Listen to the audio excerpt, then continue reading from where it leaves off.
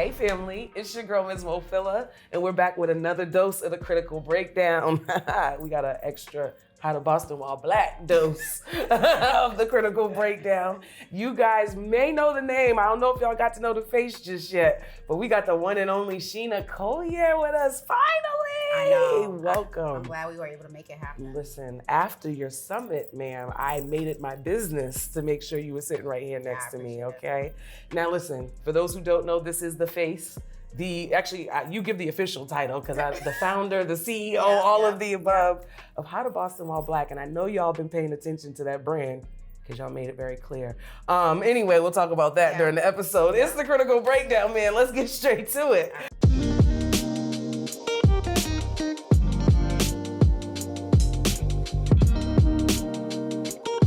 Now listen, Sheena, I would start off by telling you to run your resume for those who don't know who you are. If I could ask just one question of who is Sheena, how would you answer that question? Yeah, well, so something that we do a lot in Bostonwhileblack and just in general in life is talk about what's our B-side. I like that. I think that, I'll share the resume, but more importantly, I am a connector. I'm someone who I love Black people, like deeply. I'm a good friend. I'm a good auntie. Come on. I have 7 older brothers and sisters. I'm very, very close to my family, and someone who really finds joy in bringing the pieces together, like bringing people together, putting people in the right spaces together with information and resources. And so that's who I've always been. That really, I think my mission in life, honestly, is to connect Black folks to what we need to thrive. Listen. Some of the ways I've done that, I'm from Albany, New York. I went to Spelman in Atlanta, and then I came up here almost 20 years ago. Wow. To go to Harvard to grad school. And so I came here, my background is in K-12 education. Okay. So I came here to get my master's in education and worked in Boston Public Schools and Dudley Street Neighborhood Initiative, Big Sister. Ooh, the educated in me is like, thank you, sis, because I listen from one educated to another. And I actually loved it. I obviously changed career paths at some point because I was always on the side while I was working, trying to figure out how to create my own kind of social life and civic life and community life. Don't I know it. And just became a plug for people after a while. So people started being like, yo, I had someone come into town. Can you tell them where to go? Or I'm looking for somewhere to eat this weekend. Okay. And then it even became where organizations would reach out to me because they needed to fill a job position. And they just knew that I had this really big network. And so after really over a decade of that, I was like, how can I monetize this? Like, this is actually what I love doing. I really love it, and I want to figure out how to do it full time. So we can talk many more steps until I actually got to Bostonwhileblack, but that's kind of the gist of it. We're going to get into that for sure. But I wanted to touch on some of the things you mentioned just in that beginning introduction, right? First of all, the whole B-side concept, I absolutely love that because we all automatically have that habit of just kind of leading with, this is all the things that I've accomplished, not who I am as a human being. So thank you for correcting that question. Thank you. Coming from Albany, New York, right? I want to tell you first off, you are moving in your purpose and it's evident on how the movement goes, okay? How the movement's been going even in Boston as a person that's originally from Albany. Talk about like that transition, because I know you felt or have dealt with adversity, being a person from Albany, but coming into Boston and creating such a monumental movement in the city. And before I let you get into the trials, let me give her flowers first, okay? I want to thank you. As a Boston native here and born and raised in this city, there are so many that have tried.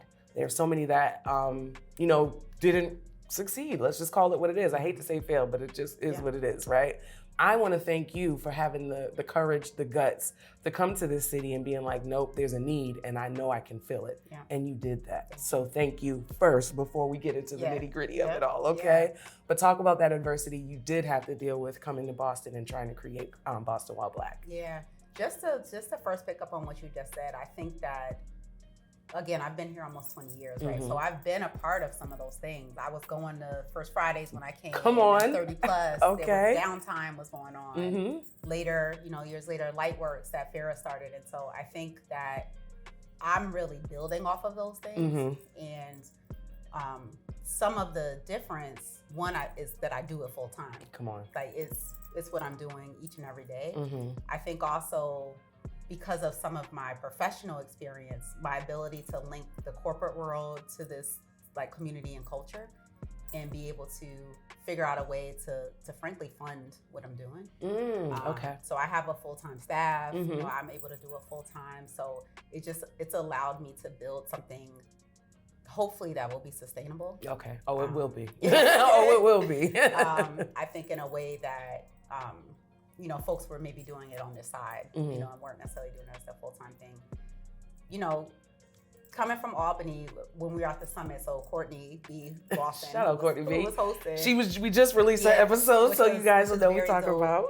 She, you know, she made this joke of, because in my bio it says, you know, Albany, where she had this this Black cultural community, and she was like, really, Albany? Just like how we say everybody else says about Boston, right? Exactly. And similarly to Boston, Albany may not be a Black city, but my world was Black. Come on. I was around the way. Like I went to an elementary school that was 99.9% Black. My principal was a Black woman, my first grade teacher, which is why I went into education. Okay. Because I had these really strong role models early on. Got you. See, I didn't know that about Albany, so we learned something new every day. But it's just like let's say I was in like Roxbury, like basically is where I was growing up. Listen, I know growing up in I grew up in Dorchester, but I didn't go to elementary school. It was Black people. You understand me? Yeah. So like even in Dorchester, yes, we had our you know, oversaturated neighborhoods that we lived in, but when it came to like infrastructure, it was 100, well not 100%, but it was white dominant. No, and I would have to say, coming to Boston was the first time that I actually experienced people going to other neighborhoods to go to school. Like I fortunately grew up in a very Black space. Yeah, that's fire. I mentioned having 7 older brothers and sisters, so my parents were a lot older, and they're from the South. So my father was at the March on Washington. He organized with A. Philip Randolph. Like I just came from a super Black background. So I was just taught and grew up to really love Black folks and think about our advancement at all times. And then I went to a HBCU, you know, so it just was like further ingrained in me. I feel like that has always been my biggest regret as an adult woman, not going to an HBCU. A lot of people say that. It's definitely an experience. I would not have gotten through Harvard if I didn't go to Spelman. Talk about it. Now, your love for Black people and wanting to connect us and help us to grow, it speaks to the movement that you created here in Boston with Bostonwhileblack. Talk about just walking in your purpose and in your gifts and how that kind of aligns things for you. Yeah. Yeah. Okay. So, I came here for school. I didn't want to come here, and because of what I believed about Boston, because of kind of what is said about Boston publicly or, you know, nationally. It's Harvard. So my mother was like, sis, come on. Like, there's no way, like literally no way you're not going to Harvard. Right, you cannot deny Harvard. She was like, you can spend a couple of years and then, I got, it was a year program. So she was like, you could spend a year and then go on about your business. Okay. And so that's what I really came to do. And I always planned to leave immediately. I wanted to go back to Atlanta or go to New York City. It was an in and out, supposed to be an in and out stop. Which many people do, right? They don't come here really to plant roots. Okay. Boston has a great job market, at least on the education side. Like I was able to elevate really quickly professionally. Okay. And so that was what initially kept me. And once I realized I was going to be here, I was like, okay, I did meet a boy at some point in this journey. Of course, there's always some love interest somewhere in the story. Right. He ain't around, but he played his part. He was from Boston, really taught me a lot about Boston and how to navigate. And so I just decided like, okay, cool. Now I have to really figure out how to make this home for me. I'm tired of driving to New York City every weekend to do trying to find fun and stuff. Yeah. And so, and again, it's not that there was nothing happening in Boston. I think similarly to some of the challenge we have now, but it's a lot more. It just was like the variety of things. Gotcha. It's like, okay, I went to that 6 times already. Like, what I'm else tired at this point. Yeah. And I just want to touch on that really quickly because I think that's an important point to touch on. And then not to say, like you said, Black Boston has been doing things for years, right? Yeah. But we are such a small community. And then we have that mindset Courtney touched on before, where it's like that scarcity mindset, where if I'm doing it, can't nobody else do it with me. So it keeps it really limited. And then, like you said, we eventually grow tired because now we're just seeing all the same things, all the same people. Yeah. And that gets tired. So I want to thank you again on camera for giving us something different, fresh and new. There's definitely something about being from another place and being able to see things differently. Okay. Like if I was in Albany, I would be a different person. Got you. Because I'm used to Albany. I grew up with the things that Albany offers. Mm-hmm. You know, not that I wasn't frustrated with some of it, but I might be less inclined, you know, to really, because also my family's there. Because you have to think I'm here as a independent adult. So I have to really create my life here. Got you. Versus if I was at home with so my that gives you that that push to make sure that it works, so to speak. Like if I'm gonna be here professionally, I have to make sure this works for me personally and socially as well. You dropping gems, and I keep wanting to touch on some of the things that you're saying because it's really dope. And I think a lot of the people here in Boston don't understand that. A lot of times you got to have a fresh set of eyes to be able to fill in the need that, you know, maybe somebody that's been here for years couldn't fill in. Yeah. Like that's why a lot of people that leave Boston go out of Boston and then they feel like they gotta go there to be right. Exactly. I think it's true I think it's just, I mean, this is, first of all, I'm gonna misquote this. So don't judge her. Don't judge me. Period. Don't judge me. My grandfather's an AME preacher. I grew up in the church. So this just popped in my head when you said it. But it's from the Bible. I'm going to say what it means. I'm not going to try to quote it. Okay. But essentially, even when talking about Jesus in the Bible, it essentially says, like, in your own home, like you have to go somewhere else to almost like be welcomed. And for people, because it's hard for people they see you a certain way. Right. They're like, she's trying to do that. But like, I remember in high school, they always want to relive who you used to be. She was this. Okay. And so I recognize that there is some of that element of no one here knows me before the age of 21. That's true. That's true. And so I've always been a young professional here. Okay. You know, I've always been building in a certain way. And so there's a little bit of that. Can I cuss on here? Yes, you can. Please cuss. I also work really fucking hard. Say it one more time. Like I work hard. My level of discipline, commitment, what I'm willing to do. As an example, when I launched Bostonwhileblack in 2020, I had this waiting list already. I had announced that I wanted to launch it, and I had a waiting list of maybe 175 people. The pandemic hit. I was like, shit, I'm not gonna be able to do this because at that time I wanted to create physical spaces. Got you. All 175 people looked them up on LinkedIn, saw where they worked, sent them each an individual email. Hey, thank you for showing interest in this. This means so much to me that you believe in what I'm trying to do. I know this pandemic just hit. How is it being a nurse right now? How is it being a teacher right now? How can I support you? And then throughout the month I'm sorry, you said a very important line that I really need you to repeat. What was that question you asked them? How can I support you? That's the number one magic. That's the number one piece to the magic that makes it work. Yeah. Come into a space of how can I support you? I'm sorry, continue, because that spoke to my spirit. Yeah. And so throughout the month so that was in March, throughout the month of April, I hosted maybe like 10 to 15 virtual, just like listening sessions from these people that I didn't know a lot of them beforehand. And we just had these groups of 5 to 10 people who were just like, what's going on for you professionally? What do you need? This is your first time working from home. Is there any advice someone else on here can give you? And we just went around like that. And that's what makes the difference. When you're willing to people know you see them, then they will support you. That is the truth. And so later when I launched something, they were like, yes. Like I remember people are coming up to me at that summit. Like, I remember you, and I don't always even remember them, but they're like, I remember you took 30 minutes to talk to me. It makes all the difference to genuinely care about your audience, genuinely care about the people that you're here to serve. They're not there to serve you. Right. Okay? Yeah. But let's get into because this is what made me drink from the Sheena Kool-Aid, so to speak, right? Being at the How to Bostonwhileblack Summit, this is now your second year that I was able to attend. I didn't get to attend the first one, but I saw it through the eyes of, other people in the city. And just the level of support you're getting on the corporate side, the artistic side, every realm speaks to your gift, 100%.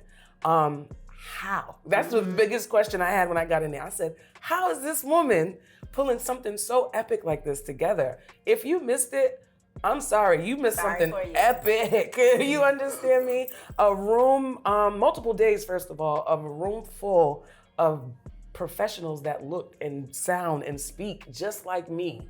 That is epic for the city of Boston. We haven't had many spaces where we're able to do that and be professional in doing that. But how with a little beat, being professional with a little band. Of course, right. We got, because Black professionals different. You understand me? We get it. Where it's like, we professional, but we know how to get a little ratchet every once in a while. You know what I'm saying? But first of all, let's talk about the summit.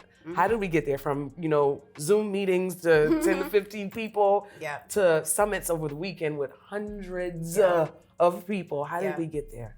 So on a meta level, you mentioned walking in my purpose, and that's a gift. How many people in this life are just doing what they have to do and don't really get to do what they want to do. And I literally am doing what I want to do. Ooh, I just got chills. I got chills. So part of what got from those Zoom meetings to that summit is me listening. I went to school. I knew at the age of 6 I wanted to be a teacher. Okay. Because of Mrs. Hill, whose class I was in, who loved on me, and I was like, you know what, I want to do this for kids too. Shout out to all the Mrs. Hills out there, man. No, Mrs. Hill, amazing. Smelled good, gave me bubble gum. Like she was dope. And so that was my path. Yeah. It was a big deal for me to make a career change, but that's how confidently I felt about it wasn't Bostonwhileblack at the time, but just my mission to take, frankly, the access I've been given. I know it's rare in some cases. Yes, indeed. I'm able to be in rooms. So that's like on the professional side, but I also think I have a way that I connect with people that I was like, I want to do more with this. Yeah. And I know that there's more that I can do.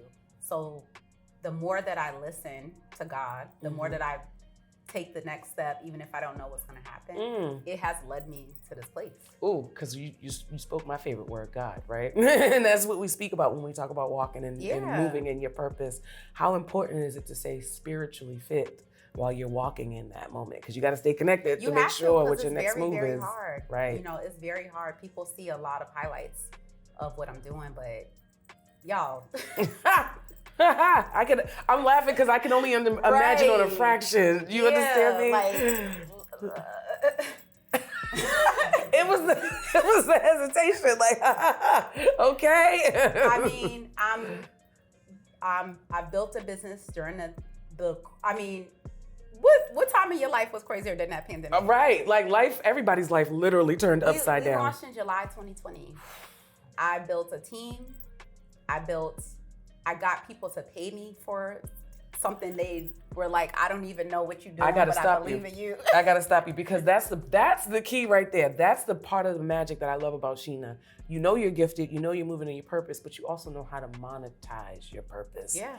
Is there any magical formula to that as somebody who's trying to monetize? I think we all struggle with putting a value, especially if you like legit love what you're doing and feel, people give me shit all the time, which is crazy because we give our money to so many people that don't give a shit about us. Absolutely. We don't even know we exist. Right. Okay. And so, I've had to really the reason I have to stay prayed up is because I have to really believe in what I'm doing. Yeah. I get a ton of support and kudos, so I'm not even acting like, but there's people that, of course, right? So I have to really remember and remind myself, like, I'm sorry, did you just give Ocean Prime $200 last night? without blinking an eye? Right. Yeah, like there's a value to what we're offering. Do you buy Yeezys or are you, and I think that's something particularly, I'm gonna say particularly Black folks, but I am typically talking to Black folks. It's the truth. So I don't know if other people, what other communities, but I think we have this thing about our support of each other has to be like, you know, like we need a receipt. Right. We need a receipt and it's got to be this. And then I'll say, yes, it's okay. Right. So, you know, it's something I go back and forth about. I don't think there's a magic formula because I don't always feel great about it, frankly. That's a tough battle. It's a tough battle. However, I do feel confident in the level of service, the level of quality. I want to reiterate, no one's going to work as hard as me. Period. Like, that's the absolute truth. And the proof is in the work, honey. Right. I mean, there's that, what feels like 2 seamless days. I could imagine. I could only imagine, only because I've seen the event side of things, so I know. But for those who don't, it looks like it's just. It does. I just walked in. It looks into like this cute fun. event. It looks like my team knows. Like that night before we opened up, I was down there like a crazy woman in my pajamas. Move this, put this there, do this, like. Because I believe that we Black people deserve a certain level of quality. Come on. And we just deserve a certain level of experience. Yes. And so, you know, I think the formula is really around experimenting. Okay. Trying something, it doesn't work, trying it again. I think what ended up happening, obviously I didn't plan this, but what happened in the pandemic, a number of factors just kind of came together at the same time. People needed community. George Floyd, Breonna Taylor, others were murdered. So on the company side, they were like, Black people. I gotta help Black people, right. Like there was that going on. And people have seen me work hard for now. At that point, like almost 15 years, or over 15 years. Before Bostonwhileblack, it was... was it the Collier connection? It was the Collier connection. I got it right. Even before that, I worked at the Winthrop Elementary School. In 2006, and was doing dinners for families. Got you. So like it's always the same been work. Okay. Yeah, literally the same work, just a different audience. Got you. And so people that have watched that over almost 2 decades now are like, wow, someone came up to me in the summit and was like, you are consistent. Consistency. She's giving y'all gems if you're just listening. Okay. Like, you are consistent. And it's not like I've done everything right. Right. It's not, but I've consistently done things. Come on. And put stuff out there. And to a certain quality, right? You're not half-assing anything that you do. That speaks in your products and the things that we've been, or the things that I've attended thus far. Now, I want to just talk a moment, because I know you had one of those full circle moments during the summit when you got to sit down and talk to Miss Pinky Cole, honey, of Slutty Vegan. If y'all know this woman, like at this point, y'all will live under a rock. Right. But I especially I was shining more for you than Pinky in that moment, because I remember hearing you say, like, this is a big moment for me. Pinky's like my idol, so to speak. I look up to her story. So to be able to sit down and have that conversation, how did that feel for you? It was dope. I'll say first, not even for me personally, I love that people that hold a certain status for people fuck with Boston. Come on. Like, I felt like this is so great that she's here. This is our 2nd year doing this. This is only her 2nd time in Boston. She's on the cover of blah, blah, blah, blah, Jet, this, that. All of the above. Right. Okay. Here she is. Like, with you, ma'am, Miss Sheena Collier. And those type of things put us on the map. We get put on the map for just such negative stuff. Come on. And so I felt really good about that. Yeah. That, yes, for my own connection with her, but that like what she was doing in the audience, like, yo, that was crazy. I think all of us as a team was blown away in that moment. But we could make a whole episode about Pinky, but this is about you. Okay, that is what meant the most. Yeah. For me. Even when we first dropped it, when we announced it online, my message was, I love this for Boston. Like, I love, because she cross-posted it on her page. So now all these people see. And they see that there's this big Black Boston. You know what I'm saying? That means so much to me. That means same way when I went to Spelman and I used to be fighting people about Albany. They were like, what you from the country? What you from I'm like, that's how I feel about Boston. I'm constantly like, no, y'all don't understand. You have to come experience it. Right, it's lit. If you know what you're doing, it's lit. And I'm thankful for this network that you created, because that's exactly what it's created for. For those who come here and don't know, where can I find the ethnic spots, or I hate to say ethnic because that sounds so crazy, but the Black spots, you know what I'm saying? Or the spots where I can see people who look like me. So the whole movement by itself, I just lost train of thought, literally mid-sentence. What's interesting about Bostonwhileblack as well is, so it's a membership it's like the core of it. And then we have these big events. We have the summit, we have family reunion, which is coming up. If you missed that last one, you better get to this next one. Yeah. I don't even know, they're so different. I love them both. It's the spades tournament for me. Okay, it don't get no blacker than that. But on our membership side, we have over 1,200 members now. Almost half are from Boston. Exactly. Boston natives too. Exactly. I think that there's obviously the value, if you will, proposition to transplants is very obvious. Mm-hmm. Come here, this is a way to plug into the network, kind of find your way around. But what I found from people from here that join, it's a couple of reasons. One, some people, especially the early people, are like, I'm so tired of this reputation that Boston has, and I want to be part of changing it. Mm-hmm. Or I'm tired of transplants not feeling welcome, and I want to be kind of part of the welcoming brigade. Got you on the welcome committee.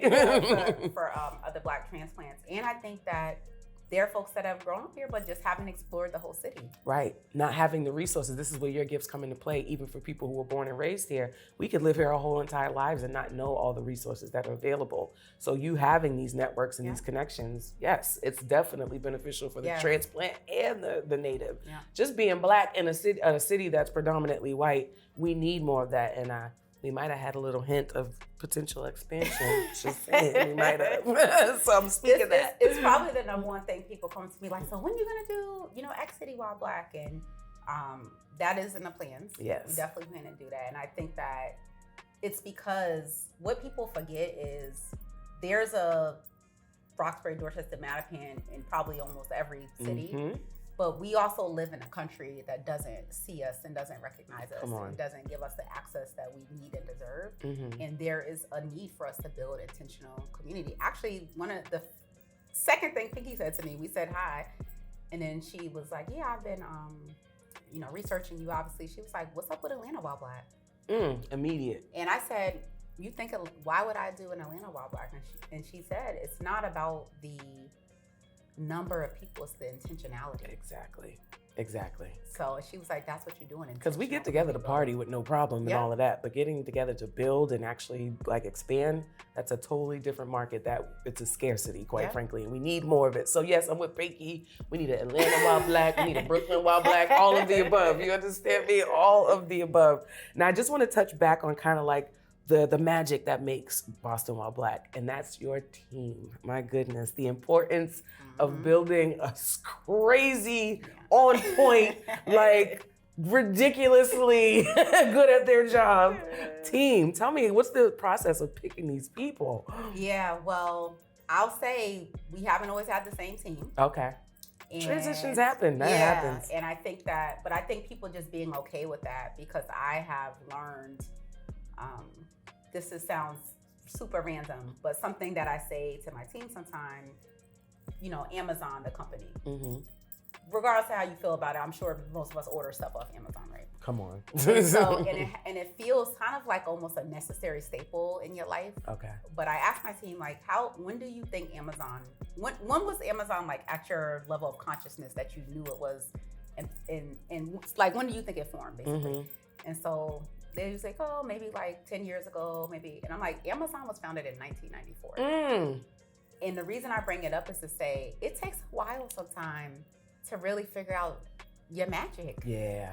And build a strong team and really figure out that thing. People say it takes 10 years to make an overnight success. It's the truth. People are usually building in quiet. It feels like stuff comes out of nowhere. Mm-hmm. They've been here since 1994. I've probably been paying attention to Amazon the last decade. Right. I feel like I didn't really pay attention until this pandemic hit, quite frankly. Right. But when you needed toilet paper. Right. So saying that to say, I have the building a team part is the hardest part. Yeah. Because as someone who has a vision and is walking in their purpose, to scale that, you have to trust other people to execute it. Ooh, trusting other people. It's tough. It's tough. And so, I'm almost like a mama of when you leave this house, you better act like you know. And you representing Boston While Black. Yes. On the positive side, the way to really do that is we have values that we talk about. I mentioned at the summit, we're chasing M's. Mm-hmm. mission, members, money, and metrics. Come on. Now, you thought she was talking about millions. No. That too. Right. That's at the top of our team agenda every week. Over the last week. Okay.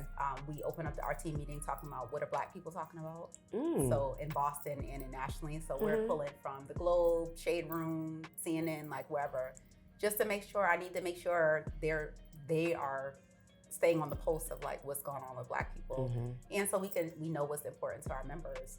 But that the blood, sweat, and tears of building a team, we could do a whole show. Listen, that's a whole separate. We might have to because listen, it's a trial and error.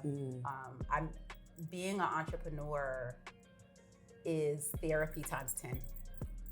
So, it's the bars for me, man. It's the bars for me. Please tell me about this. Tell me about any insecurity you got, it's gonna bring it to the forefront.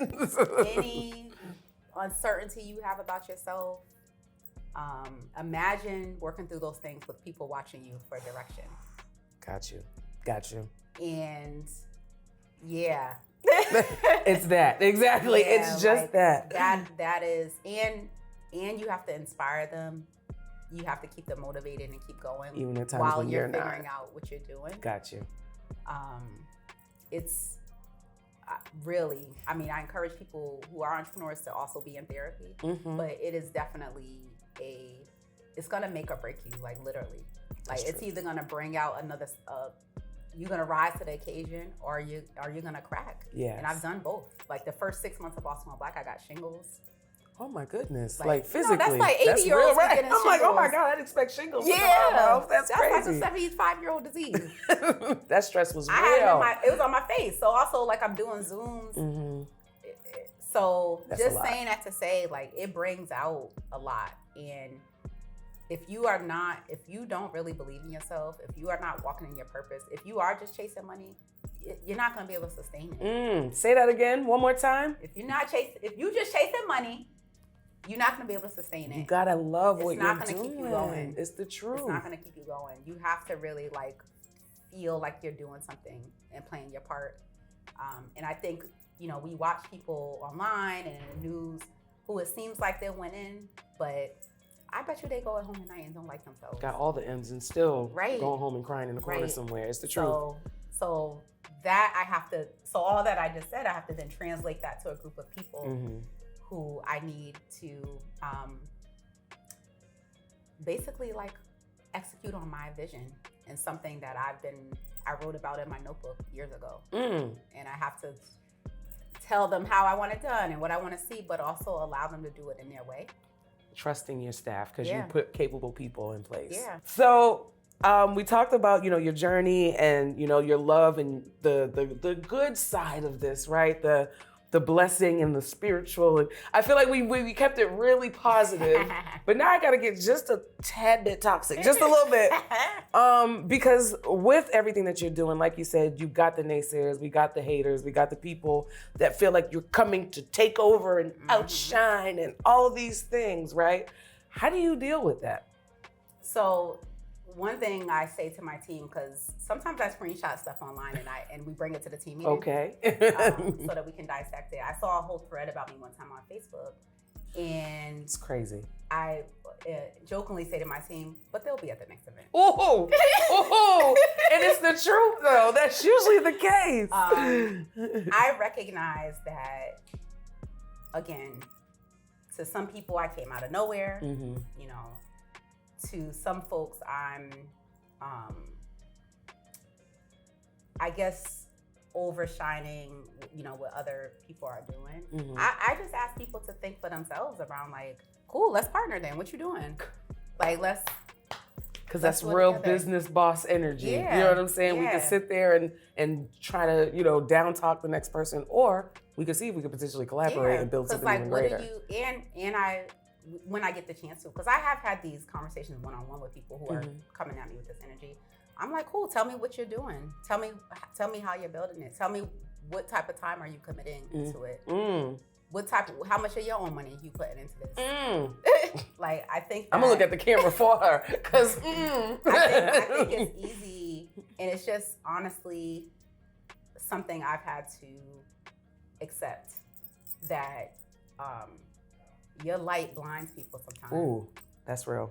That's real. And I don't even mean that in a braggadocious way. No. I just mean it more so in because I experience it too. When I'm scrolling or I see something and I feel a twinge of envy, I'm like, ooh, what's that? Like, why is that bringing that up for me? I was gonna say, but you're real enough to recognize it, right? And not then project it on the person that you hating on. It's a check. Like, oh, wait a minute, why am I feeling some type of way? Because we're real. It happens. It happens, and thank you. We do a lot of assuming of what people are getting or not getting or how they're getting it. And so I do that check for myself, like, okay, what is it about this person? Do I feel like they're working harder than me? Like, why are they bothering me? Because I don't actually even know them. Why is their existence even bothering me? I don't understand. Like, why is that? So I recognize I'm that for some people. Got you. And I'm not like made of steel, but I've had to really just accept that. And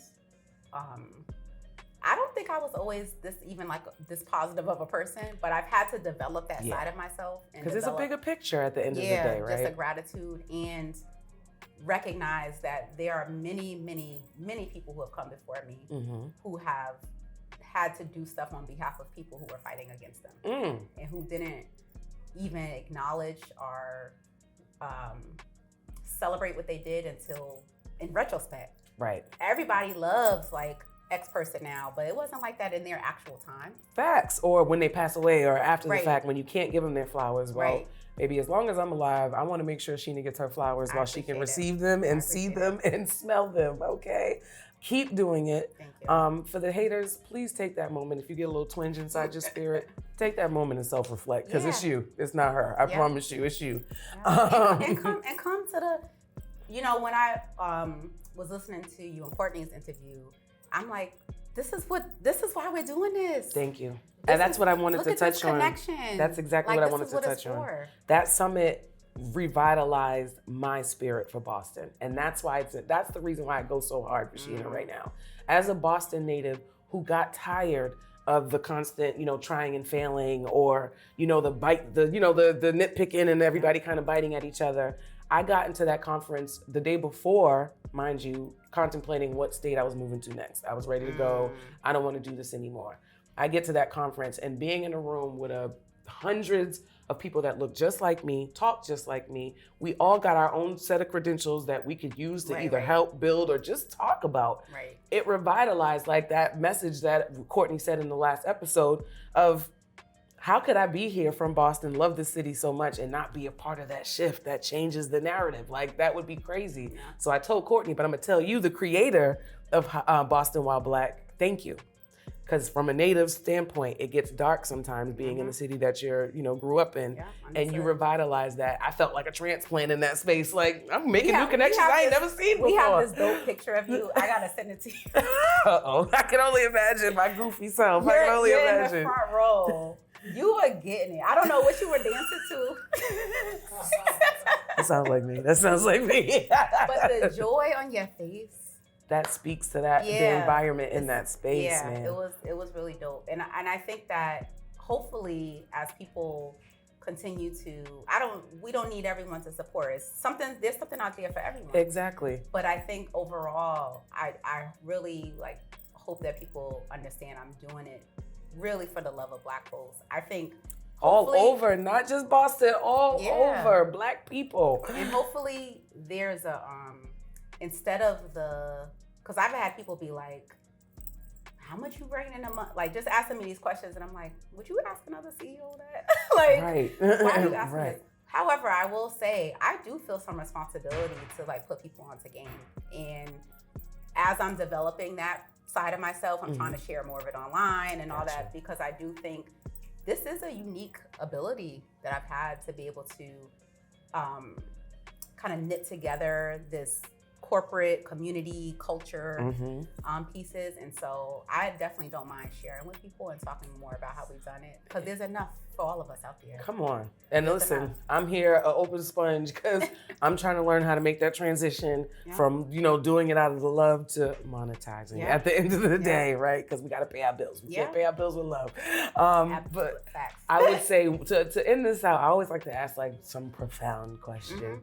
I feel like for you specifically, hearing your story, my biggest question is, being where you are right now, What would you say to little Sheena that's back in Albany with her 7 siblings, surrounded by all that love? Is there anything that you would say to her? Ooh, girl. You know I love a good question now. I love a good question. What would I say to little Sheena? So I'm going to be 40 July 1st. Come on, Cancer Gang. I'm going to be 40 July 18th. It's lit. Cancer Gang.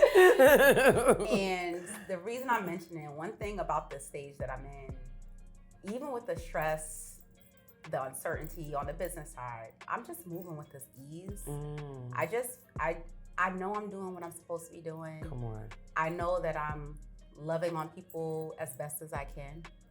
And when I falter, I just correct it. Or I just, I've gotten into where I say to people, like, I'm sorry. Like, I'm not being the best friend, boss, et cetera, et cetera. Mm-hmm. I want to give that to, like, younger Sheena. That stress, that anxiety, that perfectionism, like that at different times in my life almost broke me. Got you. And so, and I'm talking about even from little Sheena. Mm-hmm. Like, I was always a high achiever. I always put a lot of pressure on myself. I had pressure put on me to do really well. It was kind of a gift and a curse of being, this sounds crazy, but I've always was kind of like the golden child. Like, she's going to do more. She's going to leave this neighborhood. So even my friends' parents treated me a certain way. Mm-hmm. I felt, in a lot of ways I was protected because people understood, like, this is where you're at now, but we can see where you're going. Okay. And so it was a blessing, but it also brings a lot of pressure on you, especially as a little kid, right? You just want to be imperfect as possible. My stepfather tells us this joke. It's not funny. It's kind of sad, but of like, I would erase my letters if they weren't the same size. Oh my Like, that's goodness. how, like, I was like, I'm gonna do everything right. Mm-hmm. I would just like give her the gift of, you're gonna be okay, sis. Like, you don't have to be perfect. You don't have to be perfect. You're gonna figure out what you're here to do, and you're gonna do it. You're gonna do it with ease. Listen, there's so many young Black girls. You spoke to my little Monique on the inside. You understand me? And there's so many young Black girls, or any young girls, or any young people in general, that we do have certain standards or pressures put on us where we feel like we can't make a mistake, or we're so afraid that we don't live. Yeah. So that is a gem. Look, I'm gonna take that with me in my adult life. No, please do, because I'm repeating it to myself all the time, and I think that as Black folks, something the pandemic uncovered for me, I think I already knew this, but is how nothing's real. Nothing is actually real. When you saw stuff crumbling like that, like how fast our infrastructure, how fast our country imploded, I'm like, yo, none of this is real. Thank you. All this I've been told about achieving and doing this and doing that. If this is the way to success, you go this way. Nope. What's that doing for me right now? And it gave me some freedom around taking some of the pressure off myself. Amen to that. Yeah. Amen. Listen, I really could talk to Sheena literally all day long and pick that brain of hers. But we do have to end the episode, I guess. Now listen, for those who don't know or haven't tapped into Bostonwhileblack yet, tell them all of the ways that they can connect. Yes, so Bostonwhileblack.com is our site. You can learn about becoming a member. You can also, one thing I love, and I saw a lot of this at the summit, get your company to pay. Okay, it's the sponsorship for me. This is professional development. This is employee engagement. This is team building. This is diversity, equity, inclusion. All them line items. I'm sorry, because she just gave y'all another gem, just in case y'all didn't check that. All right, if you want to monetize, listen to what she's saying. Yeah, get it. You should be invested in by the companies that we work for, and we put a lot into. So you can find information about both on the website, at Bostonwhileblack, on Instagram. We post a lot on there. And then the next thing we have coming up is our BWB family reunion. So Saturday, July 22nd at the Lawn on D. You did that for my birthday. I know you did. We celebrating Monique's birthday. Just specifically for my birthday. And it is, I'm from Albany, but my family's from the South. Okay. And we grew up, we had family reunions in the summer. And we need that. My great-grandmother had 9 kids. And so they did a lot. I mean, my family got bylaws and everything. Like, they put a lot into place to make sure the family. Like I know my cousins second, third down the line. I grew up in a family like that too. We have a whole family reunion committee, all types of stuff like that. I was the president for a couple years. Come on. Very stressful being the president of your family. Yo, the worst job, okay? But that's what the family reunion is fashioned around. How can we have a day of celebrating Black experiences, community, and culture? Mo mentioned the spades tournament sponsored by DraftKings. And I'm just going to put it out there. I wasn't there for it last year, but I'm pulling up to that spades tournament. And y'all all gonna get y'all asses kicked. You understand me? I'm a self-proclaimed spades connoisseur here. Okay, well, I'll be there watching. I do not play spades. You gonna get kicked off the table, Sheena? Is that what's gonna happen? I will have to say I don't play spades. I do a lot of black things, but spades is not wrong. We gotta change this. But it's just a day of it, and it's in Seaport, aka South Boston. Mm-hmm. So it's just an opportunity for us to, particularly folks from here, experience that part of the city in a different way. And I just want to touch on it because I feel like there's such a historical message behind very intentional bliggity black in South Boston. That was an area for so much time that Black people were not allowed. Yeah. So for you to not only be in but take over, because boy, that lawn on D was nothing but melanin everywhere. You understand me? That's so significant. Coming from a transplant, okay? I had to throw that out there. I got to be petty every once in a while. No, I received it. I support it. But you know, even if you look at our team and look at having Courtney host, she hosted. Like, I don't take the platform that I have for granted, and I recognize that part of my responsibility is to make sure folks from here are elevated in what we're doing. And thank you for that, Sheena. Thank you. I see you. Those who understand the movement, see you, keep doing it. Thank you. You got Ms. Mofilla support, you got InsideTheMaze support, okay? 100%. InsideTheMaze was dope. I've seen that summit footage. Listen, we get the job done. Yes. You feel me? Shout out to the InsideTheMaze team, man. Well, that's what we're all about as well. We want to connect and collaborate and build. That's what we all about. So Bostonwhileblack just created that heaven for me to be able to do so. I'm so glad. I love that for you. Thank you. Really. Thank you, for real. Now listen, again, I want to ramble on all day, but I gotta end this thing somehow. Make sure you follow me, Ms. Mofilla, on everything. And my website is finally updated. So go to MsMofilla.com and keep track of everything that's going on with me. While you're at it, make sure you follow Inside the Maze on Instagram, Facebook, and Twitter. Make sure you like, and then you follow, and then you hit that little notification bell and subscribe and do all the things that I usually say in a specific order, but I don't know what just happened right now. Listen, just keep track of what we're doing here at Inside the Maze, man. This is a very special dose of the Critical Breakdown. The one and only Sheena Collier. Thank you, sis. Ms. Mofilla, man. Peace out.